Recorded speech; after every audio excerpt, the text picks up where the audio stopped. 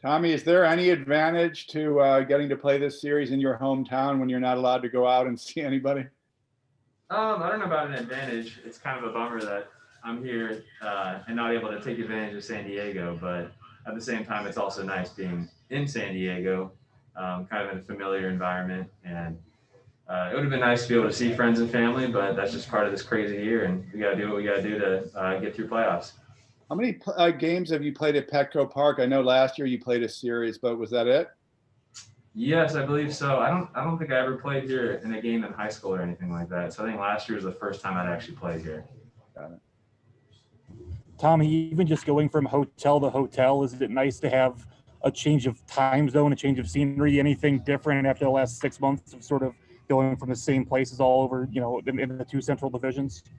No, not too much different. The first night, or the first morning, I didn't sleep in very long today. I felt like I was more used to the time zone here, but yeah, it doesn't feel too much different. Kind of just what we've been used to throughout the year.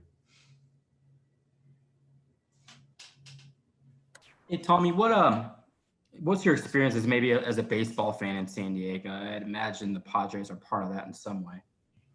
Yeah, definitely.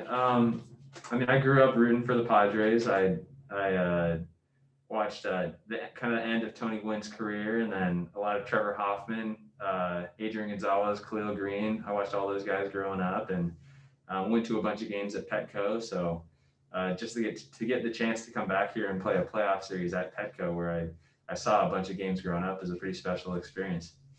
I don't know. Do you imagine if you saw any playoff games in person? It's been 14 years. I can't remember any off the top of my head. No, I don't remember seeing any playoff games here. How many friends and family might be at this game if they were allowed in?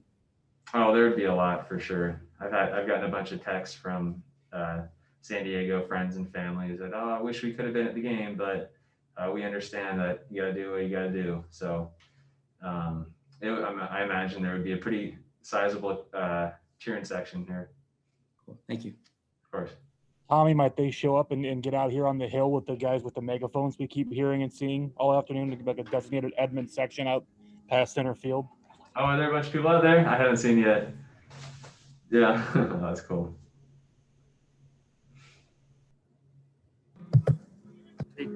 You. Go ahead. Okay.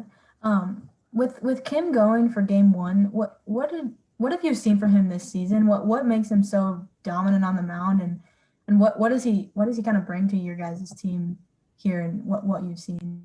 He's just done a great job of going right after guys. He doesn't really mess around too much, and comes at them with a variety of pitches, and that's definitely something that you want in a game one starter, is someone who's not gonna mess around and not be afraid of hitters that we're gonna be facing. We know San Diego's got a good lineup, but we trust KK to go out there and just do what he's done all year, and he's proven to be able to adapt to a lot of different circumstances, and I think that's going to serve him well in this first game. When you're playing behind him, especially on the infield, do you appreciate the tempo he pitches with? Yeah, definitely. I mean, it really keeps us on our toes. We know he's just going out there, not messing around at all, and I'm going to work with a quick pace, so we always got to stay ready for sure. Hey, Tommy, Kim talks about being nervous and said he's going to be nervous up to the point he makes this start. And usually that would almost cause people to go, oh, that's not maybe a good sign. But he doesn't pitch like he's nervous. How have you kind of seen, just observed kind of the way he goes about it? He's very particular about things, but he's almost kind of the opposite of that when he gets on the mound. Yeah, I mean, I imagine that he's probably able to channel those nerves in a good way. Kind of just make it into be able to focus using those nerves and really enhance his ability to lock in on the catcher. And I imagine some people are able to use nerves in a good way, some people in a bad way. And from what I've seen from KK, it seems that he's able to do it in a really good way. Tommy, what did you, I guess learn is the right word, what did you learn last year about maybe the different style of play that exists in the playoffs, or the, again, emphasis of aspects of the game that the postseason requires? I think just my impression from postseason last year is just how valuable each and every base is. And I think that if you make a mistake, I think teams are more likely to capitalize on that.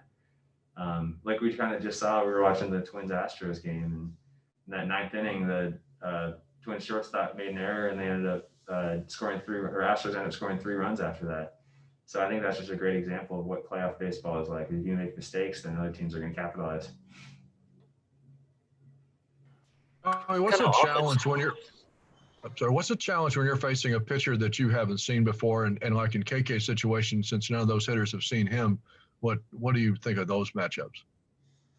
Yeah, I think that there is an advantage, I guess, to being familiar with a pitcher, but we have such good video work that we're able to get a pretty good idea of what a pitcher is trying to do to our lineup.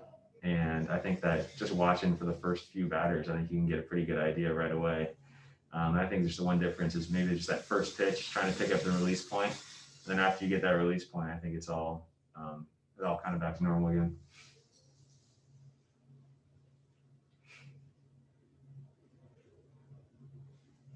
Hey, Tommy, what is these couple days without a game? I mean, what's it going to do rest-wise?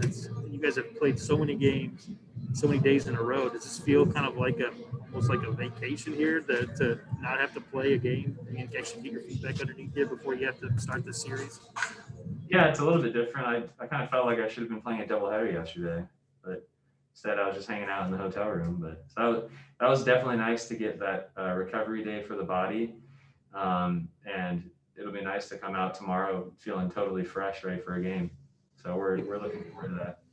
What do you think that can do for the lineup? I mean, when's the last time you guys had a game where you felt fresh? It wasn't just playing through the grind. Yeah, I mean, I can't remember when our last off day was. I think it was maybe early September. I couldn't even tell you the exact day, but yeah, it seems like it's been a while, and I'm sure everyone appreciated that day off yesterday, and excited to get back working today and get ready for tomorrow.